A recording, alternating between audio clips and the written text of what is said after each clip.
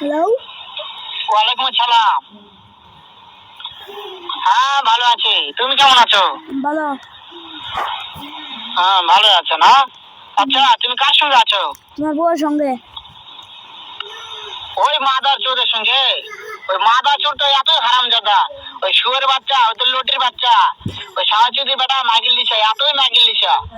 ওই হারামজাদের আমি সামনে পাইলে একটা এমন একটা চটকানি মারবো, শালা মাদার চোদ।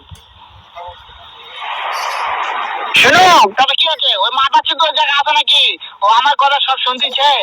ওই সাওয়া চৌধুরীর বেটাকে শুনে শুনে আমি বেশি বলবো, শুয়োরের বাচ্চা, শুয়োরের বাচ্চাকে আমি একটা এমন একটা চটকানি মারবো, শালা শুয়োরের বাচ্চা, লটির বাচ্চা।